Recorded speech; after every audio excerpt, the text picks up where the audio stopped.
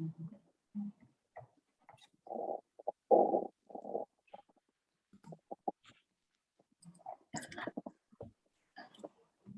think it's a good weather today as well.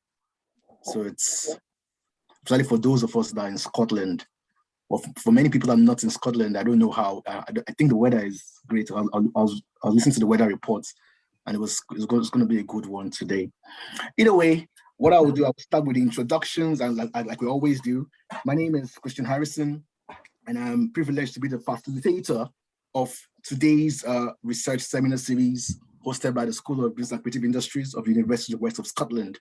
And we have been having these seminars for the last couple of months, and it has been well attended. And thank you so much for everybody that has been involved today. Like I always say, feel free to introduce yourself in the chat. So you can tell us where you are coming from, tell us who you are. One of the things that we started to do over time is I always tell people, feel free to introduce yourself in your language. So if you're from Welsh or anything, or Gaelic, anything you want to say, or you're Egyptian or you're Nigerian, you can use your local language and introduce yourselves in the chat. It's always great to have some form of humor as well. Of course, the rules of Zoom, please try to mute yourself when you're not talking. And most importantly, if there is any cause for alarm, really, you can leave your computer. It's not a do or die affair. So if you have an emergency, feel free to leave. Unfortunately, it's an online session. We don't have refreshments. So you can get your glass of water or anything you want to use as well. But it's great to have everybody here today. And today is a very special session because we have been waiting for this session over time. Apart from the fact that it's an apt talk today that we'll be looking at, one of the great things about this session is also it involves our dean, Professor Dominic Elliott. Dominic was around, and we started the research seminar series. So it's a pleasure that finally Dominic is here as well to talk about his research. But most importantly, today we'll be looking at improving organizational sustainability in response to crisis, lessons for future pandemics. So this is an apt seminar. And one of the things about it is you can see what's happening. We've had the COVID-19 pandemic. We're in a state of crisis, and the pandemic has gone. So we have gone through the pandemic, so we're in a post-pandemic state. And a lot of organizations, some have gone bust, some have been able to survive. What can we learn from crisis? What can we learn from the pandemic? And now we are in a new crisis. And the crisis of what's happening in Ukraine, you can see what the war that is happening. So crisis is inevitable. It's just like change. The only constant thing in the world is change at the moment. So if you're going to do well, we need to know how to lead during the times of crisis. We need to know what to do. And we have an expert in the house today, and is no other person than Professor Dominic Elliott. And he's our dean. And no pressure, Dominic. Or one of the things that I said initially, when we invited Dominic and I told Dominic about it, Dominic was so pleased, and he said, I would ensure that I'm here today. Dominic was on holiday yesterday, and he said, no, I'm going to make sure I'm here today. So thank you very much, Dominic, for being here today. But I stole Dominic's bio. I tried to summarize Dominic's bio, so I will just try to introduce Dominic clearly. For those of you that don't know Dominic, Dominic is the dean of the School of Business and Creative Industries of the University of Scotland, and he has been doing a lot of things. Before then, he had spent 16 years at University of Liverpool as the Paul Roy Professor of Strategic Management. Dominic, beyond academia, he has over 20 years experience in industry, combining research, publishing, and practice.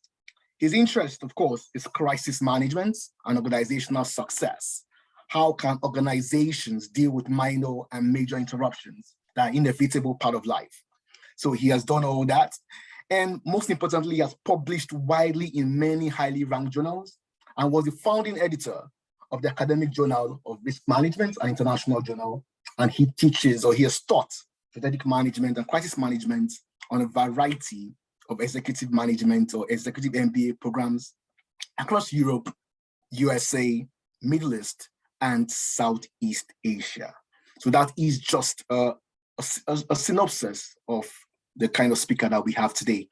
But in order for us to keep, I promise we're going to start, so I don't want to talk so much. I want to give Dominic the platform to start the talk. So Dominic is going to give us a clear presentation about crisis, of course. Then after that, feel free to have questions for Dominic. So thank you very much, Dominic. You have the platform. Thanks, Christian. You're far too kind. I really appreciate the nice comments. It's a real pleasure to be here with everyone today. I've been looking forward to it, although I must admit I'm a bit rusty in terms of presentations of late.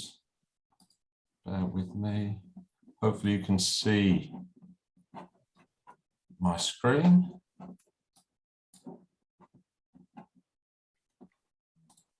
Yeah, is that brilliant? Yeah. So I'm going to give in a way, I'm going to give a potted history of my research, because my interest in crisis management stretches back to April the 15th, 1989, which was the day of the Hillsborough Stadium disaster. And I happened to be at a Leicester City versus Chelsea match. And I remember it's one of the rare times when I actually saw hooliganism and fighting within a football stadium. And I remember at half time, there was news coming through of a match had been cancelled at Hillsborough. I think everybody's assumption was that it was fans rioting, and there was some injuries reported. I think at the end of the game, which I was walking home, heard on the radio, a number of people were thought to have died. And the number of people who died just seemed to increase and increase almost every hour that evening. And I was studying for an MBA at the time, and it triggered a thought about, for me at that point, about how crises occur, how disasters such as the Hillsborough Stadium disaster arise. And really today I'll be focusing on the role of learning and leadership after crisis. And I'm going to look at two industries, very briefly, the football industry. I'll also make some comments on the child protection, in which the same sort of principles and models can be applied to industries as diverse as football, petrochemicals, or child protection. And then if there's time at the end, some reflections on post-COVID-19 and some reflecting on my experience as I saw it with the sort of school leadership team in responding to COVID. So, learning lessons from failure and the role of public inquiries, that's probably the real focus for me. And I'm not going to go through the detail of the case studies, but Victoria Columbier, baby Peter Connolly, and last year, Arthur Labinjo Hughes, three cases that received an incredible amount of media coverage. Victoria Columbier, who I'll say a little bit more about, triggered the death of Victoria, triggered a massive public inquiry and a framework for improving child protection. Some 7 years later, baby Peter Connolly died. And baby Peter, or baby P was known at the time, he was the child protector. He was in Haringey, the same council area that Victoria had been in. He was actually let down or failed by the same multi-agencies that had let Victoria down. And it raised the question for me at that stage, again, how is there a failure to learn and to actually make something different? And then we jump ahead 14 years and we see another major, if you like, failure to learn in the case of Arthur Labinjo Hughes. And this is a picture of a painting of the Hillsborough Stadium disaster. And you can see that you've got fans trying to escape into the stands above. Lord Justice Taylor, who's commissioned to lead the public inquiries into the Hillsborough Stadium disaster, so it's a depressing and chastening fact that mine is the ninth official report covering crowd safety and control at football grounds. After 8 previous reports, it seems inconceivable that 95 people, most of you will know that there's at least 96 victims. Anthony died just over a year later, so that was 96, and somebody else has also been named as the 97th victim. But it seemed inconceivable that so many people could die from overcrowding before the very eyes of those controlling the event. And triggered my PhD research. And one of the things which I found is that there was an assumption in all the literature that when there was a failure or an accident or a disaster or crisis, and the terms can be used interchangeably, and I don't intend to get bogged down in the sort of detail of the differences between them, but there's an assumption that change occurs as a result of that, that changed attitudes or beliefs, new processes might be introduced. But there seemed to be a barrier. So in this sort of model that I put forward, where we start with an initial set of beliefs and norms that what we're doing is appropriate, there will be a trigger event, which I put here as the operational crisis of rescue and recovery. And then often for matters that are seen to have of significant public interest, government will initiate a public inquiry.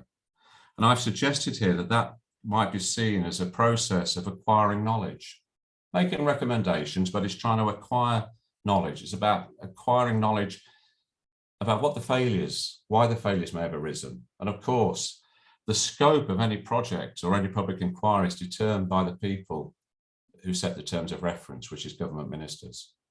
There'll be interest groups who will also shape the terms of reference. There's often a media agenda which will influence the environment in which the knowledge acquisition takes place. And it has been described of sometimes as a smokescreen. And if I was very cynical about the current government and their plans for a post-COVID public inquiry, is the delay in initiating it. It's almost like it's kicking it into the long grass. So that by the time it comes to report, there'll probably been another general election. So I think public inquiries sometimes provide an opportunity for politicians to step back and say, can't really comment on this because there's going to be an inquiry, even though that inquiry might take a number of years.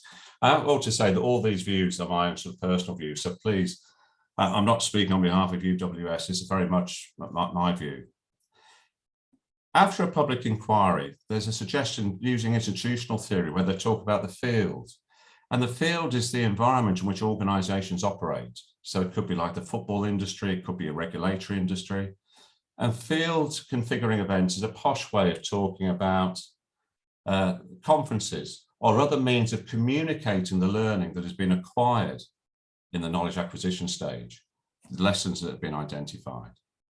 It also relates to the patterns of regulation, the way in which regulation is developed, new legislation is created, and the framework by which that's going to be implemented.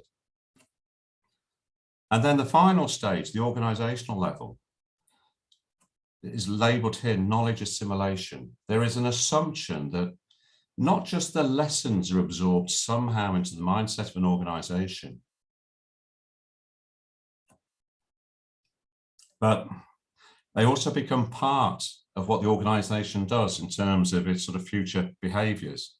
And many of you will be familiar with this sort of onion model type view of organizational culture. And what it suggests is on the outer part of the onion are the behaviors that we can see organizations performing.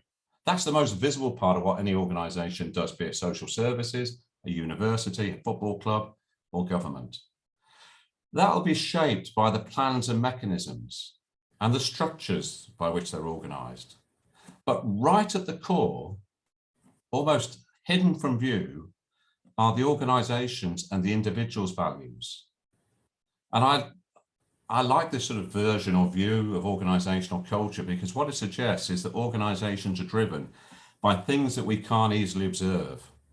You need to spend quite a lot of time, probably in an ethnographic type approach, to really get an understanding of the organization and the values that people have within that. And that's really difficult to shift. It's very difficult to change that. It's easier to change the plans and mechanisms and the structures, but it's more difficult to change people's behaviors. And it's more difficult to actually shift their values, their beliefs about the world. So when Lord Justice Taylor talked about 9 previous official reports, although there's a huge amount of learning about why football stadium disasters occurred, it didn't actually change the way that people viewed the world. It took something of the scale of Hillsborough and the subsequent public inquiry to really shift the football industry, which has been revolutionized in the sort of time since then. I'm long enough and old enough to know what it used to be like to attend a football match in the late 1980s. And there was a strong perception that the main problem facing the football industry was hooliganism. And you can see here that the turnstile for normal decent supporters is closed. You've got the concentration camp tower. And in a way, there was this sort of sense that going to football matches, it was quite a stressful experience for football supporters who were considered and labelled by the media as animals. And that labelling meant that here we look at a football ground, and you can see, I hope, the pens that in the Hillsborough Stadium, that you've got the barriers that prevent fans from running onto the pitch. You've got very narrow gates, because the narrow gates was never expected that people would have to be evacuated from those pens. They were deliberately narrow so that police officers could go in and make arrests of people who were causing trouble. But looking at it there, you can see there are a number of cages that were developed. And as part of the system within a football ground, there'll be the police directing, stewards directing, there'll be signage. On the day of the Hillsborough Stadium disaster, pens 3 and 4, which you can see before you, are the places where people died. And there were some failures from the police on that particular day, but they didn't design the stadium. They weren't responsible for its management, but the police were probably the people who received the most criticism, and they did make failures. So I was interested in seeing how we went from this into a much improved state of affairs within the football industry. And one of the problems which I experienced when I did a lot of research, traveling up and down the country, talking to chief executives, observing matches, looking at the policing and the stewarding within stadia, is that even after the Hillsborough Stadium disaster, there was still a lag in terms of people adjusting their beliefs to almost like a new reality. I actually think that the commercialisation of football was a big boost in terms of shifting that along.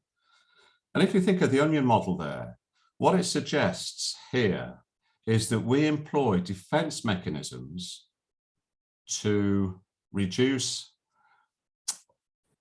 or to minimise our concerns about this current state of affairs. It's almost a way of protecting ourselves. We don't almost move on in terms of our understandings. I mean, denial is an obvious one. The sort of we don't think it's going to happen here. And it's often sort of linked to something like an ostrich burying its head in the sand. Disavowal, an interruption or an event, it will never affect us that badly. Idealization, a sense that if something wrong happens, something bad happens, then the business continuity team or the risk management team or the emergency team can deal with that. Or intellectualization. I did some work with a company called Arla, who are a huge European dairy producer. And they hadn't invested in business continuity because not a lot happens in Denmark, was the view of the organization. They considered that they lived in a safe part of the world. I think as Christian's sort of early comments about Ukraine, I don't think there are any parts of the world that are safe. I don't think there are that many parts of the world that were safe from COVID. But there was a blinkered view that we live in a safe part of the world, we've got the resources, we're never going to be affected by any major catastrophe. Or we use projection. And it's a view that only poorly or badly managed organizations may have problems. And if I sort of move from there, so what I'm arguing there is that defense mechanisms, we rely on defense mechanisms, or organizations make use of defense mechanisms to avoid change. To carry on, we continue as we always have done, with the resistance to adapt.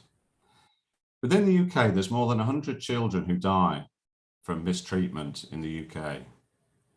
Haringey, which was the scene of 2 of the incidents, the 3 incidents, sorry, the victims were suffered. One of the most deprived areas in the UK.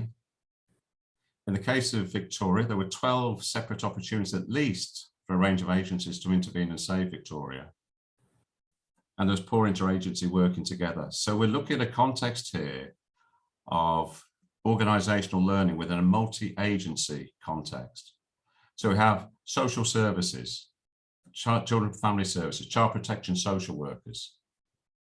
We also have housing services. And Victoria came into contact with the housing services of at least 3 London boroughs. Education, schools and nurseries are often a source of information about child protection and sort of concerns. Medical, accident and emergency, general practitioners, the community nurse, child protection unit, police officers in terms of policing. It's a very complex map of organisations that are responding to deal with various incidents and deal with children at risk. If I say a little bit about Victoria, I'm not going to say much about the other two, but Victoria was born in 1991 on the Ivory Coast. She entered the UK in April 1999. Her carer was an aunt. When they arrived in the UK, they visited the Homeless Persons Unit of Ealing Council and made an application for housing. They were turned down. And over the next 3 months, they visited Ealing Social Services 18 times for housing and financial purposes. Victoria was with her aunt on most of those occasions. And the staff noticed her unkempt appearance, with one suggesting that she looked like a child from an Action Aid poster. They assumed that Victoria's appearance was a deliberate attempt to persuade the authorities to hand out money. The aunt got a job in June, and there was no record of any attempt to enrol Victoria in any educational daycare activities. She spent most of her time with an unregistered childminder or with her aunt's partner. A relative, concerned about the state of Victoria, anonymously notified Brent Social Services expressing concerns regarding Victoria. The call was ignored, and the relative phoned again to ensure that concerns were being addressed. The relative was told the social services had probably done something about it, but they weren't sure. They hadn't done anything about it. In July 2000, there were 2 admissions to hospital during the month, in which identified a number of injuries, including a burn on her face and bruising. Victoria was taken into police protection at that stage. However, Victoria had been coached to say that they were self-inflicted, that she'd actually poured scalding water over herself because she had itchy scalp. One of the doctors misleadingly wrote to social services saying that there was no child protection issue. Therefore, the police lifted their protection and Victoria was returned to the care of her aunt. 10 days later, another admission to accident and emergency, with Victoria having severe scalding on her head and other injuries. Haringey Social Services, scheduled to make a home visit, cancelled it because they heard she might have scabies. And from October 1999 to January 2000, her aunt's partner forced, it almost makes you want to weep, forced Victoria to sleep in a bin liner in the bathtub in her own excrement. Manning said, that's her partner, that this was because of the frequent bedwetting. On 24th of February, Victoria was taken unconscious and suffering from hypothermia, multiple organ failure, and malnutrition to a local church. Pastor, so horrified at the way that she looked, he called a minicab to take Victoria to hospital. But the minicab driver was so upset at her condition that he took her to the nearest ambulance station. And Victoria died the following day, with the pathologist noting 128 separate scars and injuries on her body, and that she had been bound, burned, scalded, starved, and beaten. And what is staggering is that in the short period of time she was in the UK, there were 62 full opportunities for professionals to intervene. She was observed by 74 professionals, and many of those had multiple interactions with Victoria. And that's really a very brief summary of Victoria's experience. And that triggered a public inquiry. Lord Laming, who was unusually not just from a legal background, but came from a social work background. And he was applauded for the quality of his recommendations. He made 108 recommendations. And there was a new legislative framework created. There were new patterns of regulation. On reflecting, the best that we can hope for from the terrible ordeal suffered by Victoria, who was brought to this country for a better life, is that this report is the last of its kind, and that in the future, the aspiration of the legislation will be reflected in day-by-day practice across the country. That is the challenge to us all. And we jump ahead 7 years. less than 100 meters from where Victoria died, baby Peter lived and died. Now, I don't want to go into lots of detail about baby Peter. There's almost no need. There was a repeat of the same failures for the various agencies to engage in an effective way. And on the day before he died, Peter was seen at hospital in North London by a locum paediatrician who missed serious injuries, including a broken back, broken ribs. And the locum came from a part of the world in which child protection was not recognised as an issue. It was simply not part of their code or legislative framework. And one of the things which sort of sticks out in my memory is that a social worker visited baby Peter a couple of weeks before he died. And he was covered, his face was covered in jam and chocolate, which was clearly, with hindsight, to hide the bruising, the damage that had been done to baby Peter. So he had a social worker who spent a couple of hours in the presence of his mother, who did not insist on cleaning the face and checking for bruises. And I take a picture of my youngest daughter, who's a lot older than this now, but I look at my daughter's face and see a smiling child who's just scoffed her face or mum's black magic. That's a fun picture. But I think of baby Peter, who was smothered in jam and chocolate, with a professional social worker observing it, and nothing was done. Didn't trigger any alarms and such forth. And after the baby Peter death, Lord Laming commented, "The government deserves credit for a robust response to the report into Victoria Columbia's death and for producing an outstanding policy document in Every Child Matters. The legislation that followed in the Children's Act 2004 places clear duties on each agency. They now know the questions that they ought to be asking in order to promote the health, development and safety of children. We have a sound framework in place." I have to say, that to me seems the ultimate in complacency. Having a whirlwind tour across two cases in the same London borough with the same professionals responsible for the child protection of these two children. And Laming is suggesting praise for government for the robust response to the report, when actually very little has changed. Because there's all the lessons have been learned, the policy has been developed, there are guidelines as well, but they're not followed, they're largely ignored, and it's been business as usual. And in the same way as Hillsborough was a real breakthrough moment for me in terms of thinking about organisations and learning from failure, learning from crisis. This was an illustration from another sector, another industry, if you like, that failed to learn, because the view of learning is it's almost as if we stop when we've identified the lessons. We confuse learning or identifying the lessons with actually learning, which for me is about a translation of a new understanding into new ways of doing.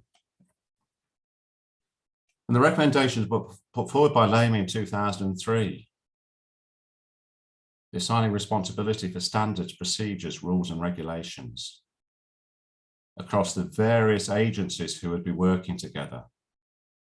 Establish an audit trail of senior management sign-off for key decisions. The chief executive officer of each local authority was expected to chair the Children Committee for their council.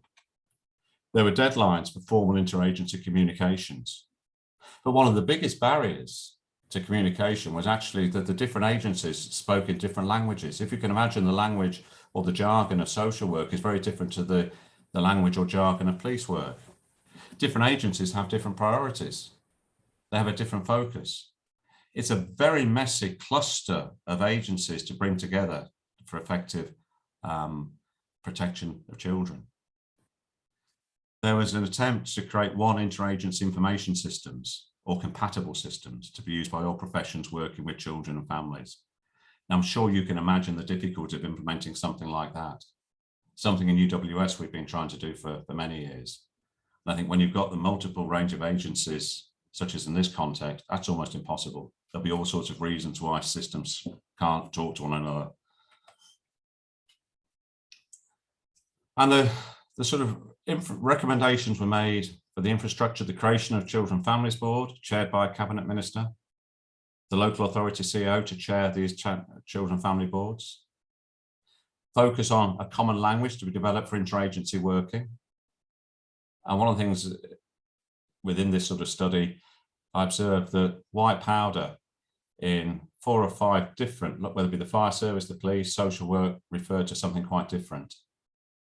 It's very difficult to suddenly align the language that is spoken within agencies where there's a long tradition of language use in a certain way and cultures. Collaborative working to be reflected in joint training. Well, some of you may have had experiences either being a police officer or being a social worker. I know as I've got both in my family network, and they have very different views of the world. They have very different ways of going about business and different expectations and different challenges. Senior managers to oversee and sign off real-time system on staff case workloads.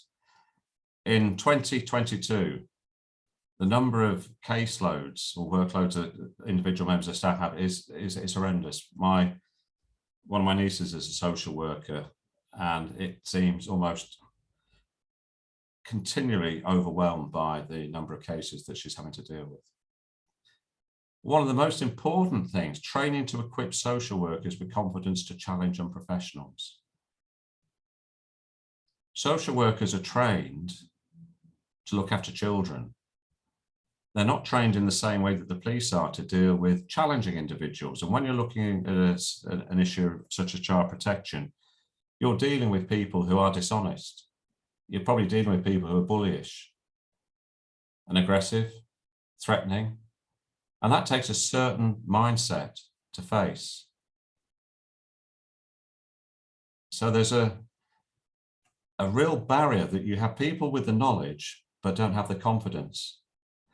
And one of the things I've often wondered is we professionalize a lot of our, well, academize maybe some of our professions. So social workers have to get a degree and possibly a master's degree in order to practice. But I wonder within that whether we lose an important skill, which is people with some experience, some wisdom, and with the confidence to deal with tricky people. Because those are absolutely vital to ensuring the effectiveness of child protection. Just not having a good understanding of the legal side or all the other elements of that more codified knowledge. It's having that maybe more tacit knowledge of how to deal and work with difficult people if you're really going to make a difference. And I was away with my brothers over the last sort of few days, and one of them is an environmental health officer, and he's involved with lots of housing. And he has a lot of confidence in dealing with conflict, which but he was saying that many of his colleagues don't have that. And because they are worried or concerned about dealing with tricky, quite aggressive people, they're less likely to make visits or to close cases where people or tenants have been badly treated. An interesting one, medics to be trained in multidisciplinary working. Quite often in matters like child protection, when there are physical injuries, the medics will take the lead and they will determine almost what the plan of action is going to be for individuals. Now, I know that has shifted over time, but nevertheless, people tend to defer to medics in situations like child protection. The only probably exception to that is when there's a criminal investigation, then the police will take the lead. And I sort of think this picture from 2021, I'm sure everybody on the call will be familiar with that face and with the story behind it. It's still a feature of modern day life, despite all the attention, all the regulation and policy that has been developed. Now, I know it's easy for me to be critical, to use the benefit of hindsight. I also know that the people who actually perpetrate these are the people really who are the wrongdoers, rather than the professionals who are trying to protect them. But there does seem to be a difficulty in the UK and probably around the world of translating the lessons that we learn into new patterns of behavior that will be more effective than the past. So if we go back to this model, I'm arguing public inquiry is not an end point, it's a starting point. And all too often a public inquiry is published, tick in the box, move on. That's where the really hard work should begin. Understanding how you shape those multiple agencies in the field level, the field configuring events, trying to bring the parties together. That's a crucial element in terms of preparing the ground for doing things differently, getting different professions to explore how they approach certain issues, trying to understand one another's priorities and the processes that might restrict or enhance doing things in a different way. Being thoughtful about the sorts of regulation that are introduced, but also making sure they're enforced, and they're enforced by an independent body. So it can't be just a tick in the box exercise. And then at the organizational level, it's trying to understand how learning happens. And one of my favorite models of, from organizational learning, certainly seminal work, is the 4I framework, which talks about intuition being the starting point. Now, intuition can come from just an idea, from just musing about things, or it can come from engaging with other people. And then it's interpreted, and that's a social process in which we make sense of the new rules, the new intuition, and how we might change behavior. And then as we move further on, we begin to integrate that into the way in which we behave. And then that itself becomes institutionalized over a longer period of time. And I'm more than happy to provide the link or the reference to the paper there, but it's one of the most cited papers, I think, in business and management. So policy lessons learned set the context of future activity, but they're just setting the context. They may define the norms, the infrastructure and technology to be applied, but there is insufficient focus upon the capability and capacity to take action. That's the capability and capacity of individuals to take action. The capability to have the skill set, the capacity, maybe the strength, particularly in the case of child protection, where you're dealing with tricky people. Learning is much more than the objectification of lessons learned. So lessons have to be put into practice and emerge in doing. And that for me is maybe the biggest message, and the sort of link to COVID is that if there is a delay in implementing or introducing the public inquiry, that would suggest to me that there's not really a desire to learn. It's more a face-saving approach or perspective. And I'll finish on this particular slide. And probably like many of you, I watched Boris not long ago in the House of Parliament defending and apologising. He must have apologised 20, maybe 30 times. And there was a wonderful face of contrition. And my understanding is that an hour later, when he joined the Monday Club, it was all laughs and japes again, which suggests to me that was not very sincere. And if that's true, and I wasn't there, so I have to, I'm suggesting it's true, but I don't know for sure. It suggests that there is not a willingness really to learn the lessons of COVID. It's more another problem to kick into the long grass and to look at and review and ignore. Now, I don't know what I'm doing for time there, but I'll stop at this point. Okay, thank you. Any questions or observations? Thank you so much, Dominic. I think that was a very fantastic presentation, informative and also emotional as well. When you see what people have gone through, and going back to, I think most of us was ahead about the author and all that. So it's been like, what do we need to do? How have we really learned? Is it just about public inquiry, ticking the box? It was a very, very informative and very educative presentation, and thank you so much. But before I open the floor for people, and I know a lot of us have questions, so this is the time for you to ask Dominic questions. I can see comments already from Abe saying very emotional but interesting, Dominic. So now questions for Dominic or comments or feedback, this is the time we've been waiting for. So please feel free to, you can signal or you can just go straight in. We have some time to get questions or anything you want to ask. Okay, David. Yes, I wonder if I could come in here. Hi, Dominic. Very interesting.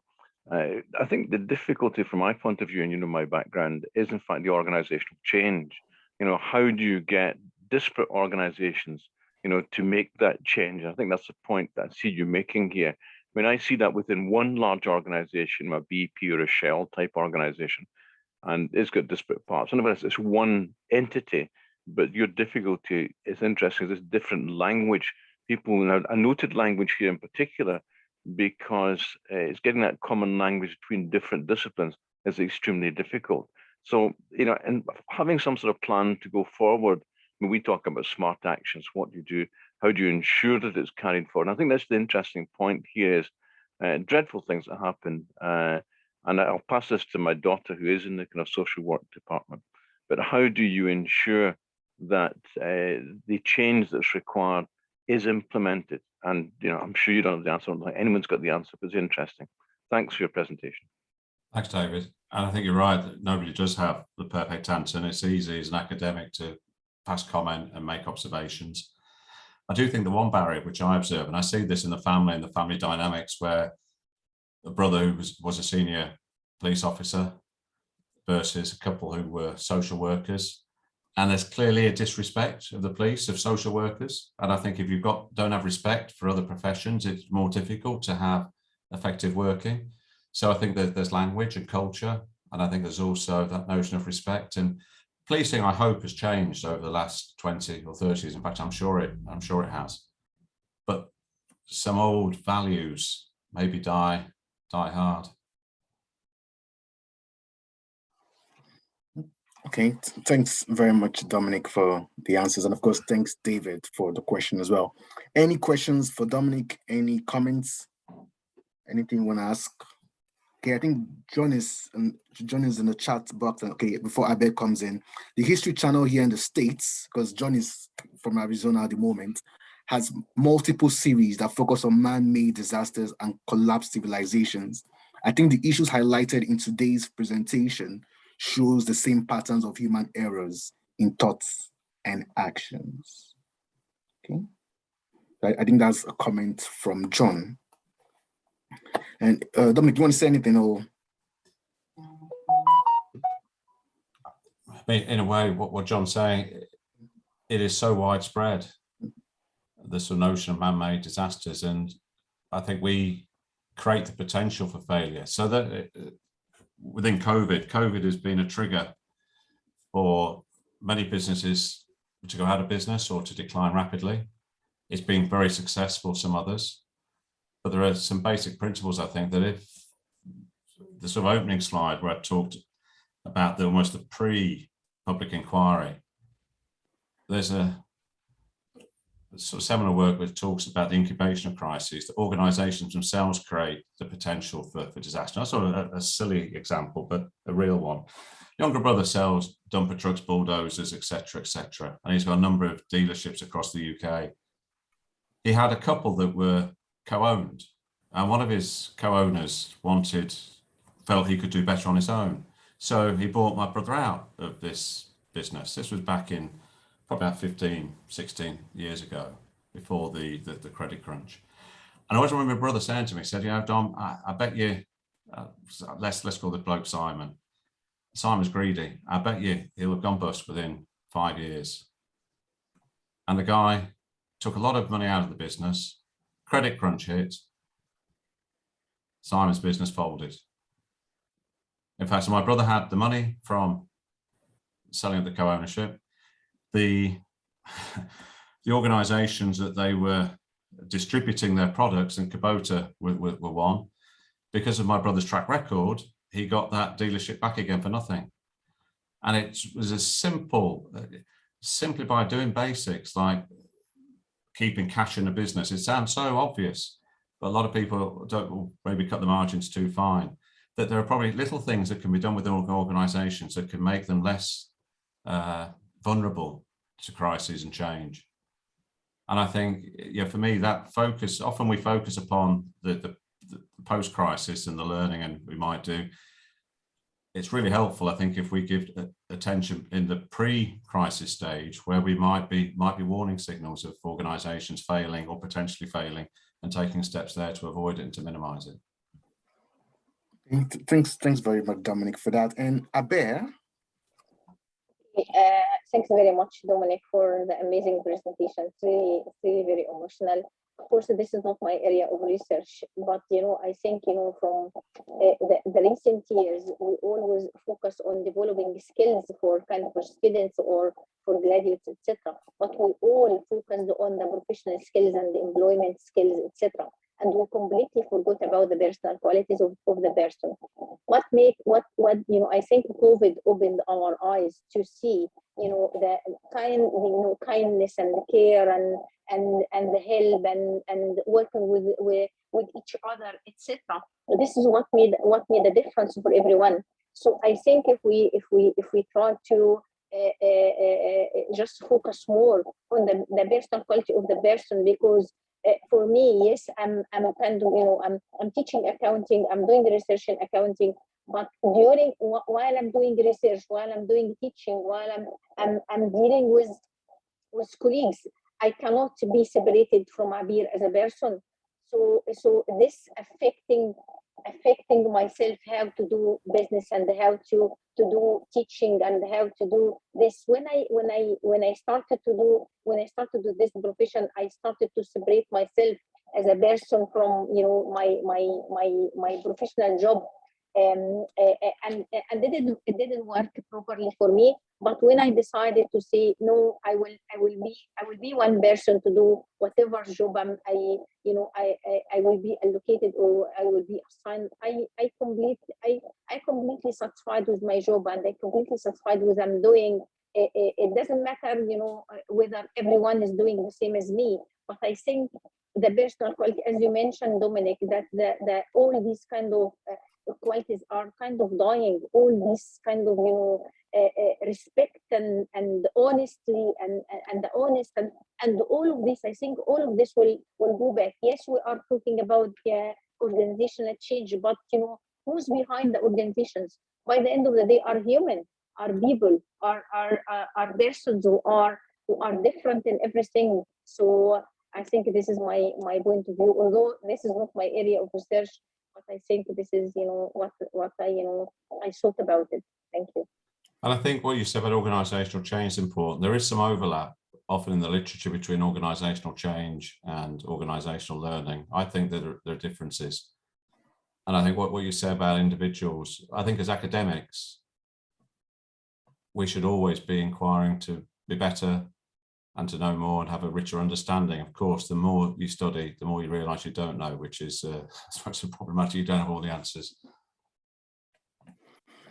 Thanks very much, Dominic, and of course, thanks, Abe, for your insights as well. I think David wants to ask a question, then we'll go to this chat. So, David.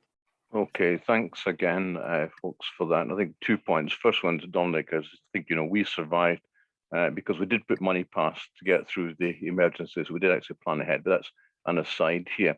I was interested in Abir, what you were saying about change, and I'd quite like you to comment on change, because I'm particularly interested in this, that we look at incidents and the causes of everything, including your football disasters. And how do we identify change? Because you cannot, in my view, have any incident of any description without there being change, first of all. So it's having that mechanism to identify change. Can you comment on that, Dominic, please? I think there are lots of different approaches to how we might manage change. And whether that's, for me, organisational change is more about learning and people learning to do things differently, being willing to reflect on why they do things in a certain way when there might be other superior ways. I think, as an academic, sometimes we get bogged down in more traditional ways. I sort of think I'm old enough now to have seen gone from blackboards to digital and everything in a relatively short period of time, how the world has changed with technology, and some of us don't keep up to speed with that. But going back to that onion model, for me, and change is no different. It's changing the beliefs. I don't mean necessarily fundamentally challenging people's religion or at that level, but some of the way in which we view the world, or the assumptions we make, the things we take for granted. And I think, like in the football industry, if you can blame the hooligans for the disasters, then that means you don't have to change. And I think that's where often in public inquiries, there'll be a villain. And if there's a villain, that exonerates the rest of us from doing anything. So I know in the case of Hillsborough, the police were the villains. Well, the hooligans were initially, now it's the police.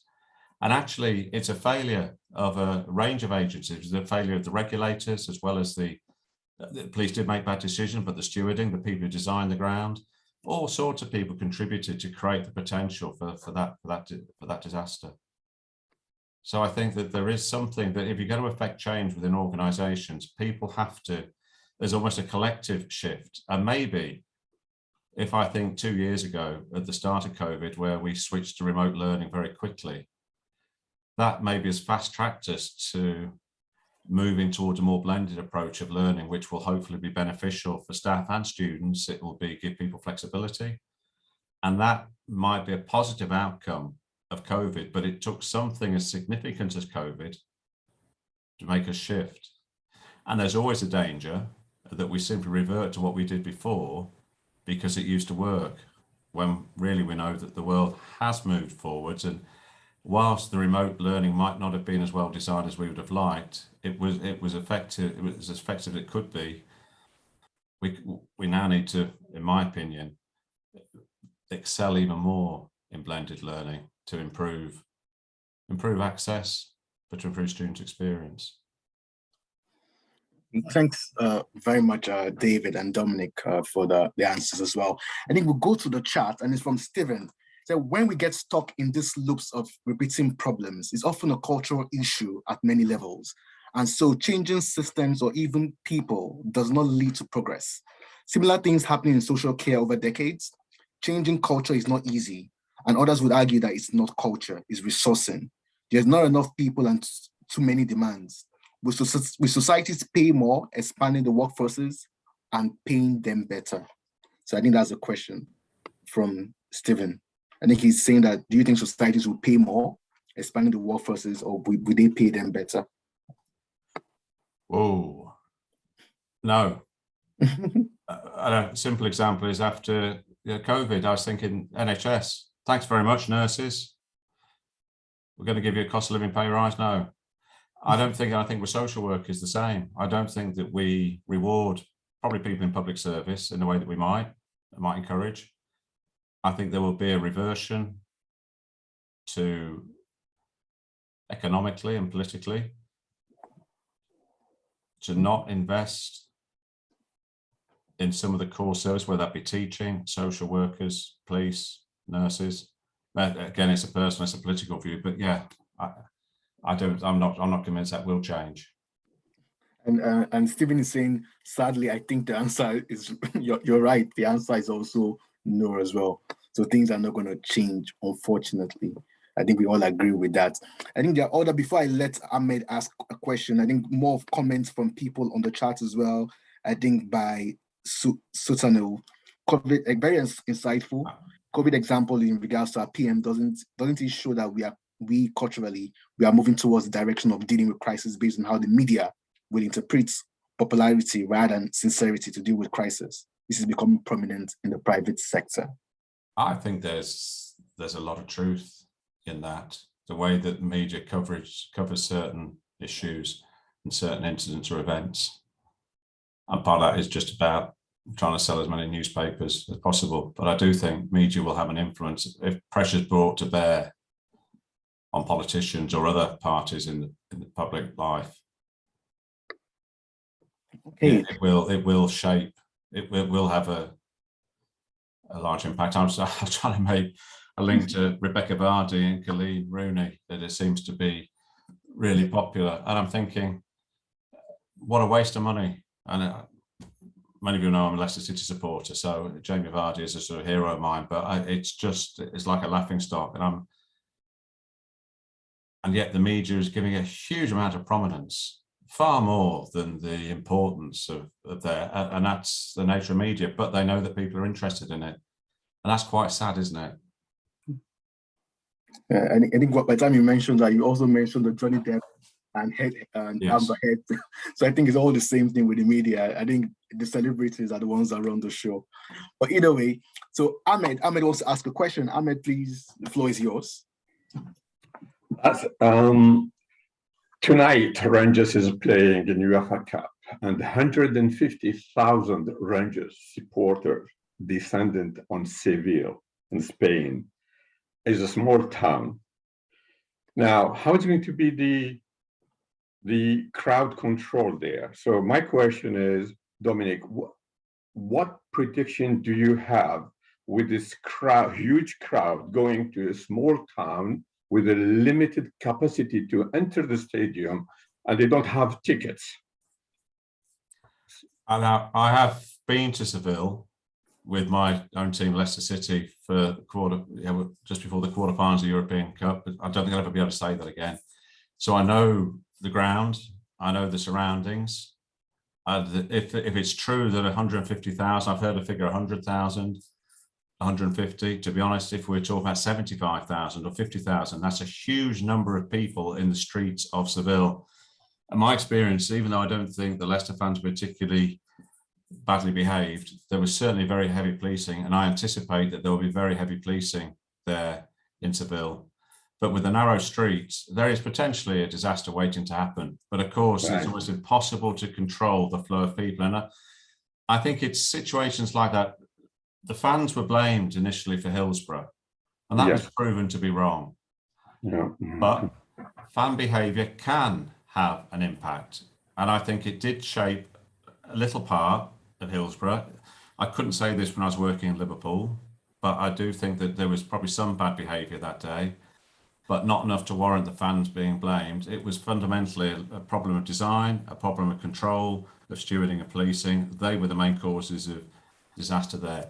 If you've got probably an unprecedented number of people going into the narrow streets of Seville and the surrounding stadium, then it is asking, you can anticipate trouble and possibly something worse. I really hope not, but I don't know whether they will have the contingency plans to be prepared for this, because I think for Rangers fans, the fact that so many have gone reflects that these experiences only come around once every 50 years. So it's one that everybody wants to be a part of. I wish I had a solution, but my guess is that there will be plans. There will probably be very heavy policing of it, which may trigger more aggression and violence. But I sincerely hope not. But I do worry. When I saw the numbers, I was quite shocked. They are trying to have those big screens in a neighboring city, but I don't think the Rangers supporter would like to go there. They like to be near the stadium. And short of blocking the roads off, there'll be nothing. I think you're absolutely right. Thanks very much, Ahmed, for that. I think they need to come and listen to you, Dominic, and look at your model so they'll know how to manage the crisis. Hopefully it doesn't happen and there won't be any public inquiry towards that.